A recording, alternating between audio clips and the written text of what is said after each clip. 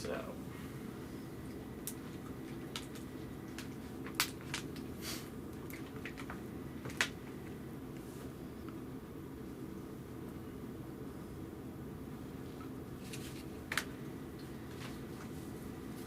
Our names are Zachary Cush and Jake Hummel, and we are interviewing you for the IUP COVID-19 Oral History project.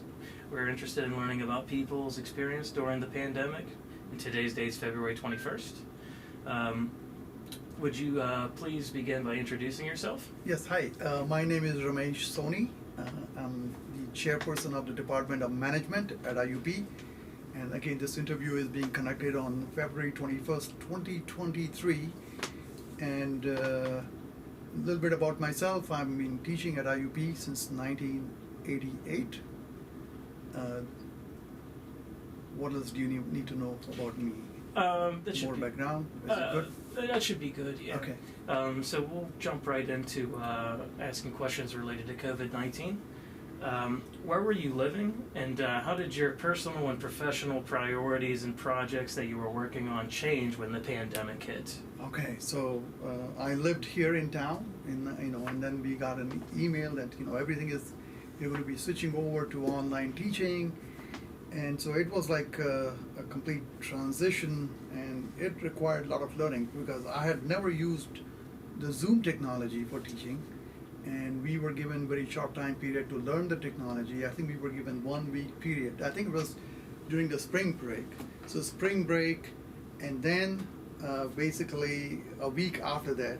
And I was teaching undergraduate class and a graduate class, a doctoral level class at that time. And that was the first time I was teaching a doctoral level class because we have a relatively new doctoral program in College of Business. So it was brand new at that time. The first batch or first cohort of doctoral students.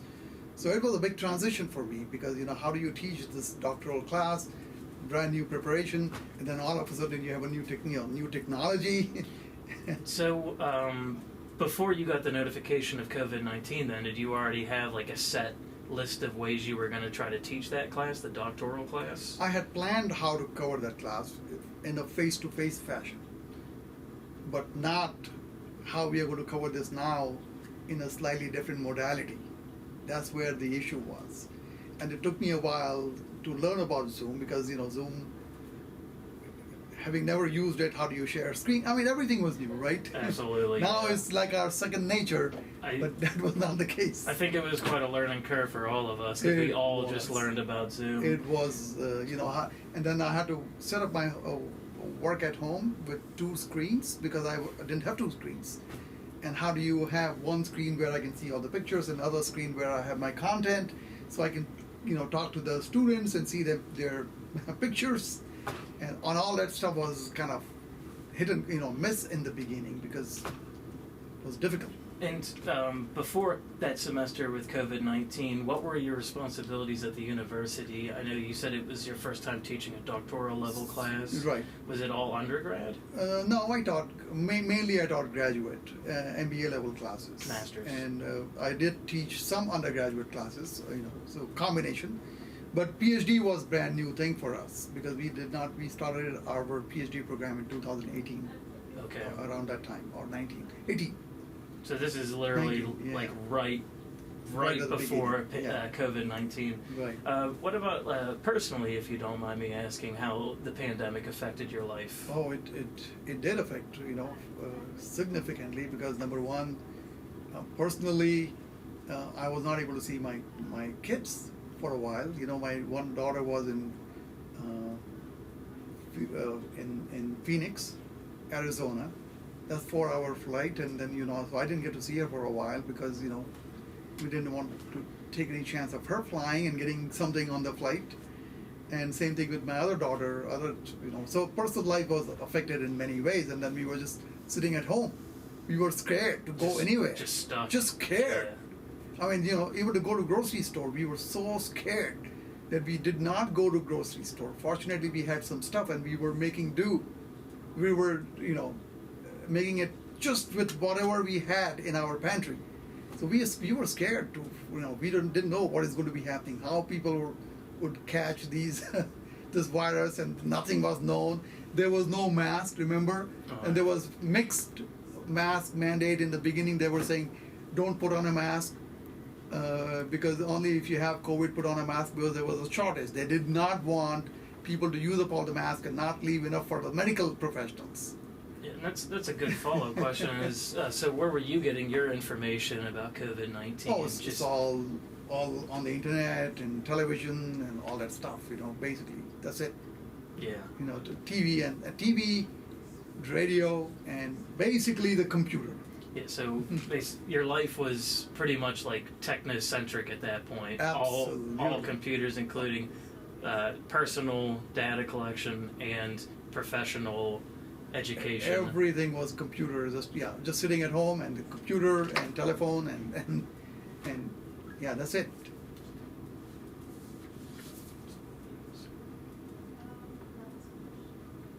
When did the pandemic first feel like real to you? And by that I mean there was like a lot of information floating out there initially, and then what was that moment that it just sort of like hit you that this was going to affect your life for at least the short term? Yes, as soon as IUP announced that we will be going, and actually a little bit before that, maybe we had a sense.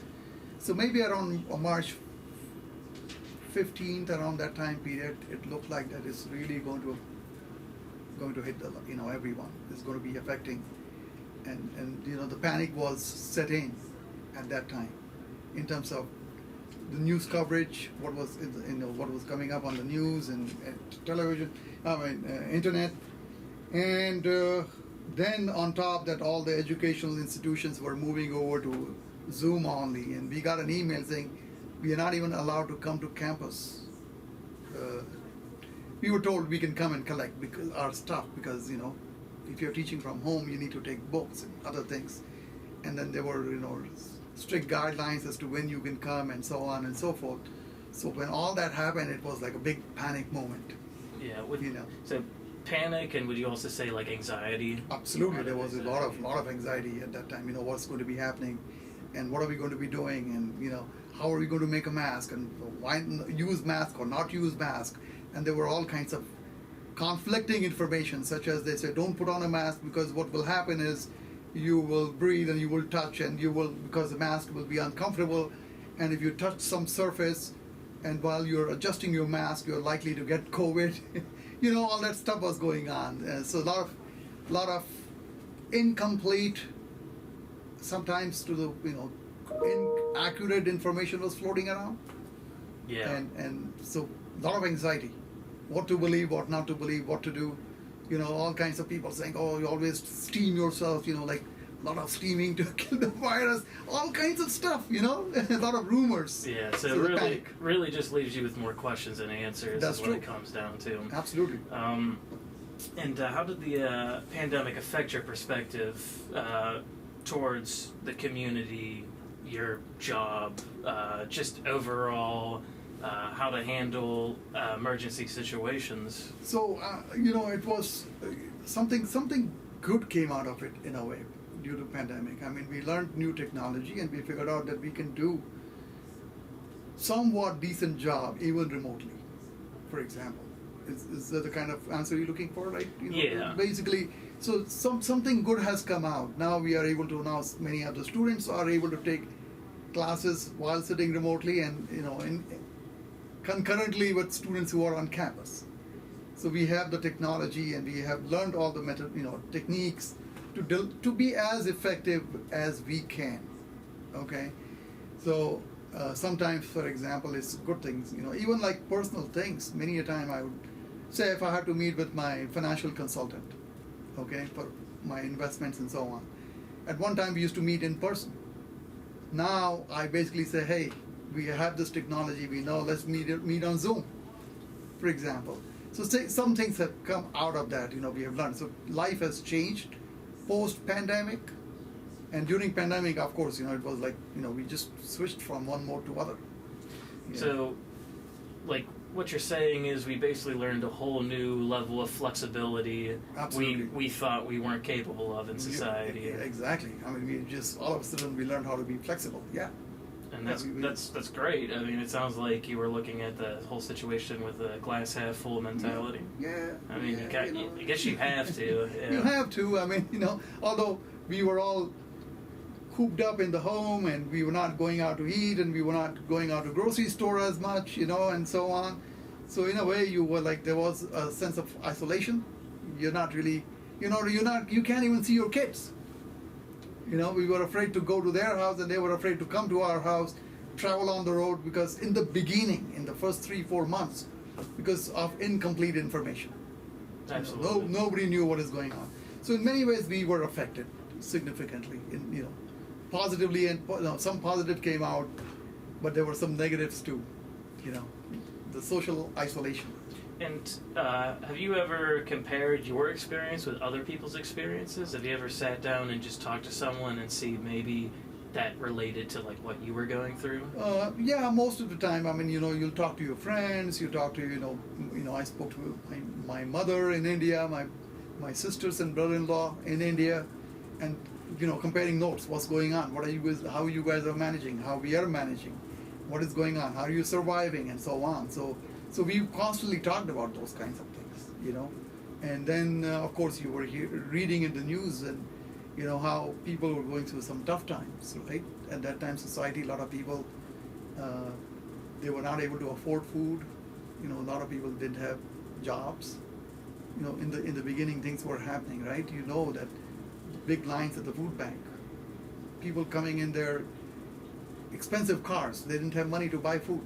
So a lot of heart-wrenching things were happening at that time. So we after a few months when we were not that scared, but the pandemic was still going full force, we used to go and buy. This is what we did. We bought like 10 bags of apple, 3 pound, so say about 30 pounds of apple from grocery store, and we gave it to the food bank every week. We did that. That's my wife and I. We just said that we'll head the food bank. Yeah. That's excellent. Do you feel that the pandemic made you feel more charitable than before? Like you felt more of a sense of community? Yeah, exactly. I mean, when you hear about these things and you say, oh my goodness, we want to help our community. So earlier we were just mainly donating money to organizations, whatever. But here we said, no, let's do something more meaningful. Give them food. Let's take the food and take it there. And we inquired the food bank here, do you like apple? And they said, yes, it's a good thing. We need whatever you can bring. So just trying to make the difference, somewhat, in your own way. That's good. Yeah. And I know you talked about not seeing your children, them being so far away. That's a plane ride away. Right. Other than, I mean, that's a big one. But do you feel like you missed out on something else important because of the pandemic? Just maybe little things. Yeah, these not having the interaction with friends and not eating out, not going out to socialize with friends, not seeing students.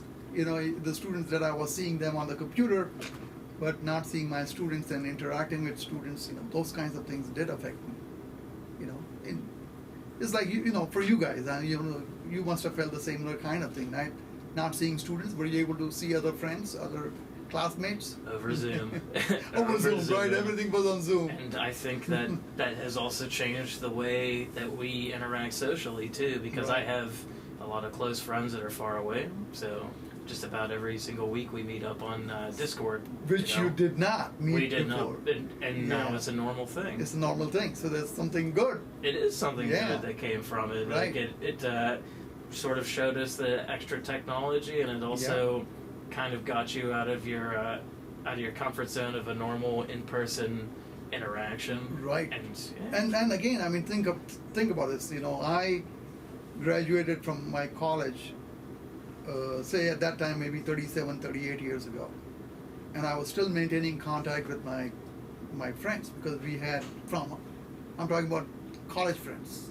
We were all over the world. There are people all over. You name a country and you'll find one of my batchmates. Okay? Almost. Some in Europe, some in, a lot of them of course in India because I'm from India. And that's where I went for my undergraduate school. So we were able to now connect on computer. So we were, every week we met for an hour. We would set up, and anyone who has time can join at that time, and we would just talk about things, whatever, socialize. And I guess because the pandemic gave you the opportunity to learn new technologies, but do you think that the pandemic also sort of inspired you, so to speak, to like reconnect with people you only because of that? Yeah, you're right. Only because of pandemic, and we have learned this new tool. Now say, okay, let's use it for socializing too, and connect with friends whom we have, had not seen for a long time. So that allowed us to, okay, let's set up a Zoom meeting and, share the Zoom address. Everyone can just, whoever has time can log in. So sure, we were not doing that before. And what's the one thing, or many things that you've done after the pandemic that you felt like you didn't have an opportunity to, but you immediately thought of it while going through isolation? You're like, this is what I want to do. Is there anything like that? Same, similar kind of thing. I mean, just remain in touch. Remain in touch with, your friends and families more frequently. So that's something as, that was a resolution that, hey, we have to, whatever happens, we have to connect, with my relatives, whatever, once every 6 months, once every 3 months, depending on the type of friends and relatives. So so earlier with folks whom I would never speak, maybe only see them when I'm visiting their city. Now we regularly chat, once a year, once in 6 months, or whatever that frequency is. So that's a good thing. So maintaining the connection. Yeah, I think in a way, like, it sort of just reinforced the idea of reaching out, connecting, just remaining connected. Yes, I think there's a lot of introspective thought, because I know I felt the same way when I'm isolated. Right. And you just sort of think of like the things that you kind of took for granted, I suppose. Yeah, of course. If you could put it that way. Yeah, of course. And definitely. And so you live here in Indiana. I live in Indiana, right? Yes. And I know I was here in Indiana during the pandemic, and I want to say that restaurants halfway through opened with limited criteria. Did you take advantage of that yourself? Some food delivery. Although we were very scared in the beginning, even for food delivery, because of not knowing whether there is food there, they could transmit virus. Somebody can bring food, and food itself may contain. We may get coronavirus through that. Yeah. So it took a lot of time, a lot of convincing from our children, basically. They said, no, don't be scared. No, you can get the food. You can eat the food. It sounds like the typical anxieties that you feel, because, again, like you said before, you're just getting so much information. And a lot of incomplete or misinformation. No. Do you think that affects you personally and professionally in searching information out, in your research using the internet? Not really. I mean, no. I was, I think if you're thinking about information related to my professional research, my teaching and research, I was able to. I don't go to a library, because everything is now available. You can search the database at library, right? Logging from here, and you can read all the articles. You can do whatever you want, right? Yeah. So that the need to go to library has been diminishing over time period. Because you're able to do a lot of reviews, a lot of things on the computer. But you're talking about finding out information related to personal life, impacting personal life. Yes, for instance, COVID is a great example of seeking out information at a distance using the internet. Yeah. And the internet obviously is not always the most reliable. Yeah, you have to become good at identifying what you can believe and what you cannot believe. It's sort of sniffing it out, right? Saying like, okay, is this just here as clickbait, or is this legitimate? Yeah. And I don't know why people do this, purposely spread false information. and they were their websites. I think a lot of people can be susceptible to the big bold headlines, and sometimes not even read. But right, yeah. So yeah, we as you said, it was like a complete anxiety for good 8-9 months. We were kind of very minimal outing. Even I remember that maybe first 3-4 months we didn't even bother to. So we were ordering stuff from Amazon. Things were coming, boxes were accumulating, and we take all these boxes for recycling, right? We were scared to even go to recycling. He said, "Okay, let it accumulate in the garage." And then we started going out and said, "Okay, be careful. Don't touch anything. Don't touch the garbage." So we throw it very. We would put on gloves and then touch anything, right? So there were a lot of anxiety. Yes, a lot of anxiety. And do you think that like the gradual return to normalcy sort of diminished your anxieties? Oh, of course. Like it's just over time, you just grow accustomed to the situation, and it just become a little bit more at ease. That's what it is. I mean, you're very scared because you don't really know what is going on, and then once the vaccines came out, and we got the vaccine, we started venturing out a little bit more. Well, of course, in the process, you sometimes become careless. I was perfectly fine till last year, May. About 8-9 months ago. I did not get COVID, but 8-9 months ago I did go to a wedding, and my wife and I, we were the only among the 4 people out of 200 people who had masks. And after 2 drinks, my mask disappeared. and guess what? Who came back with COVID? I did. Oh no! So I had a COVID, but it was not too bad. But so that experience, even though you can make an argument it resulted negatively, it was also like not as horrible as only because from the beginning. Yeah, there was a mental thing that I have vaccine and I have this, and I became fine in 5 days, 3 days, and then whatever. So there was this vaccine, what is it called? Paxlovid was out, and I took Paxlovid medication. And I became fine in 3 days. There was a rebound, but not as scared. Let me put it this way. So you feel a lot more at ease about this whole thing. And do you think that, say, a similar situation like this occurs, not necessarily saying COVID-19, but sort of a moment of panic amongst like the whole community? Do you feel like that is sort of strengthened your ability or the community's ability to respond? Well, we have learned something, of course. I mean, so there are many things. If it is similar kind of thing, I think we'll be okay. But then again, these things happen so infrequently. There is no memory. People don't, it's only in 2000, it's only when COVID happened, I figured out, I learned that in 1919, the similar kind of things. People wore masks and people were fighting the mask, and there was information against and for mask. All that stuff, the arguments that we have gone through recently, there were, vaxxers and anti-vaxxers and all that stuff, right? The same stuff has happened, pretty much a similar kind of thing, 100 years ago.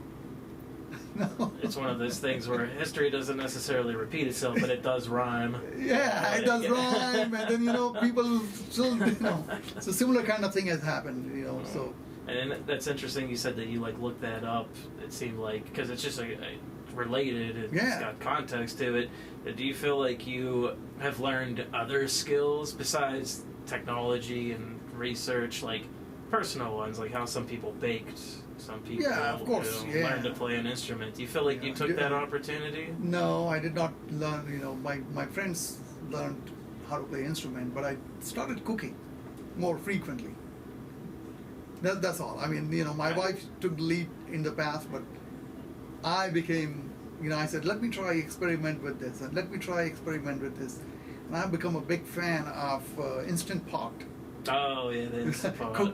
cook a lot of stuff using Instant Pot. Yeah, I just actually got my parents an Instant Pot for Yeah? Christmas. Yeah? They love it.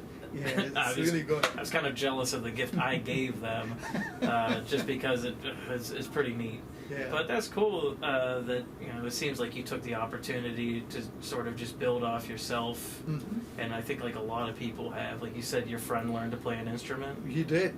Really? I mean, oh my God, saxophone. Really good. And he was pretty good. And he played. This is our, when we connect on Zoom. He plays the saxophone. He played. He said, hey, listen, this is what I did in 6 months. He's retired. I wish I had that discipline though to really sit down and learn something for just 6 months straight. He did that. So good for him. But he is retired, so that makes it easier on him. Yeah, I was still struggling to teach. And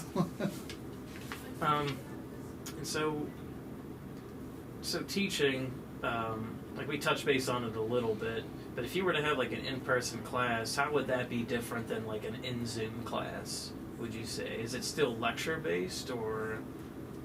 I tried to basically mimic my lecture-based class into a Zoom class. A few things had to change. For example, the assignment were, mainly I taught face-to-face classes. So the people gave me physical copy, etc., and the grading, etc., was done by hand. Those kinds of things I have to adapt, especially exam. How do I make this happen? And how do I give them different versions? And how do I discourage,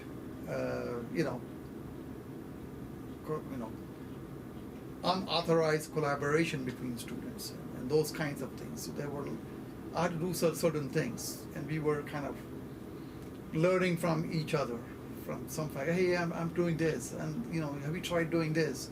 So the colleagues were talking to each other, and sharing some techniques and not necessarily technology, but some techniques, right. To be applied in using technology. Sort of like gauging what works in their own experience, like nice anecdotal experiences. Do you still use some of those techniques even now that you're in person? But you still have adapted some of you find that they're simple thing. I mean, for example, so before exam I always have a help session. So I just come here at 9 o'clock. If suppose exam is tomorrow or day after tomorrow, I'll probably have a help session from 9 to 11. And then I started doing it on Zoom during pandemic. Right. And then I found out that works better because many students cannot come, they don't live here on campus, whatever. They don't have to come to class here physically and be on campus from 9 to 11. So now I'm doing it on Zoom and then recording it and making it available to students who are working at that time. So, which I was not doing before. And this sounds like this benefits the students a lot. Yeah. So have they actually come to you, say after the pandemic, when there'd be in-person classes, and say, hey, they prefer the COVID method, so to speak? Sometimes, the students, mainly they do come and then say, can I attend, especially at the graduate level. You hear stories about, the situations such as, we are having difficulty babysitting, finding a babysitter, and therefore I can't come to class. The child care issue, so can I attend the class remotely? So now I have to go teach the class concurrently, 35 people here in class and 5 people on the Zoom. So, which we can do that now. And it's possible. Do you think that leads to a greater success level since there's just more options? I think so. It's going to be useful for students, right? If they couldn't come, if there was an issue, I mean, there have been cases where students have to travel for business. In the past, if they were going away for business, even though in the evening they were doing nothing, they could not attend class because they're in Minneapolis or they're in San Diego or wherever the work-related trip took them to, right? Now they could be sitting in San Diego, or let's say not San Diego, because let's say somewhere, Washington D.C., Boston, and now in the evening they're same time zone, they can attend an evening class because they are done with their work, and now they can sit in the hotel room and attend the class using Zoom, which they could not do earlier.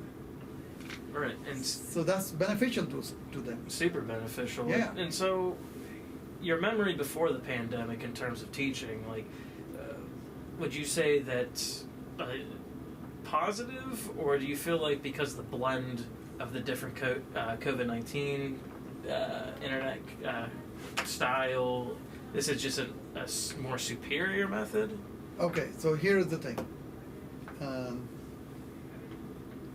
It's very difficult. The mixed classes are very difficult to teach. We still have some program where we have a CCAC IUP collaborative, where we offer a section where on-campus students take a class in seat, and then the CCAC collaborative students, they take the class remotely on Zoom. Those are most difficult classes to teach. I'm happy to teach one way or the other. My personally preferred method is face-to-face. That's my number one choice. Number two choice is all Zoom. Everyone on Zoom. But the one which is most taxing and most difficult when you have a combination. Half the class there, one or two students you are accommodating on for one or two classes is okay. But when you have to do the whole class where half the kids are somewhere else, that's a very difficult class. The mixed classes are definitely not your cup of tea. and not just me. I mean, this is across the hallway in my department. Everyone says, we hate those classes. We can handle all Zoom. We can handle. How do you accommodate different people? Exam, it's just crazy. Okay. Yeah. And so I'll finish up the interview with asking about if there's any specific memory about COVID, like any particular instance that just stands out to you. Yeah. So I'll tell you, there's one particular memory I have, which is like, so I was supposed to go in, I don't know, the years are mixing up. It can't be 20, it has to be 20, can be 21. No, 21. 21 March, I was supposed to go to Bangalore, India. We have an MBA program here at IUP and in collaboration with an institution in India. So we go, all my, we faculty from this building, they go and teach in Bangalore for 2 weeks. And I was supposed to go. And that was the worst second wave in India, where lots of people were dying. And they were struggling to, the crematorium and all those places where, all the negative news was coming out. And that was also a time when I lost my aunt, not to COVID, but because she had some other ailment. But the hospitals were so inundated with COVID patients, they were not able to take her. And because of that, she passed away in India at that time. And I was, I had bought my ticket to go, and I was so scared. What should we go or not go, or what should I do? Fortunately, IUP then made a decision that they said, we are not sending you. And I said, that was a big relief. At that time. Kind of in that particular situation. You want someone to just say, "This is what's happening." Yeah, it was like a scary moment, and things. I had bought my ticket, and I was, it was like 4 or 5 days before I was going to go, and I was seeing this news all the time, and then, oh my goodness, kids were scared, Yeah. It's like not a good time to go, and then IUP basically said, no. We are delaying. So that worked out okay. It probably was for the best. Yeah. And so we appreciate you for your time. And Sure. Is there anything else that you'd like us to know about your COVID-19 experience? No, I think it was a good experience. A good interview. I think I've shared some information. Yeah, and this is going to be helpful because, like you said, 2020, 2021, because I think the same thing. I have trouble keeping track. And yeah, when was it? 20 or 21? No, not 22, 21. Yeah. It's still fresh enough that we can record this. Yeah. We can document it. because I think that for us, my generation, for sure, this will still be like the most predominant event of our Sure. lives. And so just to hear from other professionals, you know, their liked experiences, this is big for us. And then you, as you said, that, you know, just only 2-3 years ago, and was it 20 or 21 or 22? I do it all the time where I'm like, wait a minute, no, that was not the right year. I'm getting the wrong years mixed up. So it's important for us now to document it while it's still fresh enough for us to remember, because who knows what tomorrow will hold. Right. Well, good luck. Thank you. Thank you so much. You did excellent. Thank All you. right.